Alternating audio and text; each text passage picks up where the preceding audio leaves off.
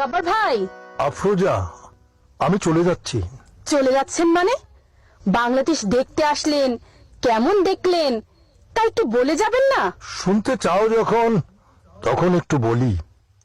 প্রথম কথা হলো, বাংলাদেশ সময়কে পিছনে ফেলে বঙ্গবন্ধুর স্বপ্ন ও আদর্শ বুকে নিয়ে তারই কন্যা শেখ হাসিনার হাত ধরে অনেক দূর এগিয়ে গেছে। কেমন? মানুষের বেঁচে থাকার জন্য যে মৌলিক চাহিদা, সেইগুলো খুব অল্প সময়ের মধ্যে পূরণ হয়ে গেছে। আর অন্যান্য বিষয়গুলো? সব দিকেই ভালো। সামগ্রিকভাবে দেশ এগিয়ে গেছে। আমার সবচেয়ে ভালো লেগেছে এই সরকার দেশের ও দশের উন্নয়নের সাথে সাথে আমার প্রিয় আনসার ও গ্রাম প্রতিরক্ষা বাহিনীর অনেক উন্নয়ন করেছে। দেশ উন্নয়নশীল দেশের স্তরে পৌঁছে গেছে। কিন্তু কিন্তু কিন্তু কি জব্বার ভাই?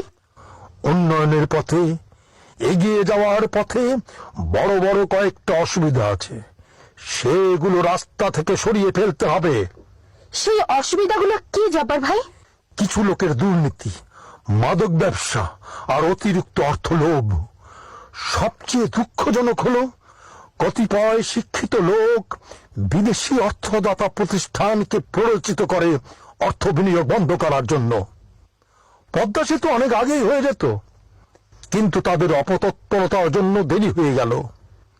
এরকম মন মানসিকতা থাকলে দেশ কিভাবে এগোবে? আরো কিছু লোক বিদেশিদের কাছে দেশের নিন্দা মন্দ করে জাতির মর্যাদা ক্ষুণ্ণ করে। 2041-এ উন্নত দেশের কাতারে পৌঁছাতে হলে যাত্রাপথের বাধা বিঘ্নতাকে অপসারণ করতেই হবে। সেই অসুবিধাগুলো দূর করার জন্য প্রয়োজন দেশপ্রেম, সচেতনতা, আর দরকার ইস্পাত কঠিন নেতৃত্ব, যা শেখ সাহেবের কন্যা শেখ হাসিনার আছে। দেশ ডিজিটাল হয়ে গেছে। 2041-এ স্মার্ট বাংলাদেশ গড়তে তোমরা সবাই শক্ত করে তার হাত ধরে রেখো। এবার আমি আসি আফরোজা। আবার এসো জব্বার ভাই।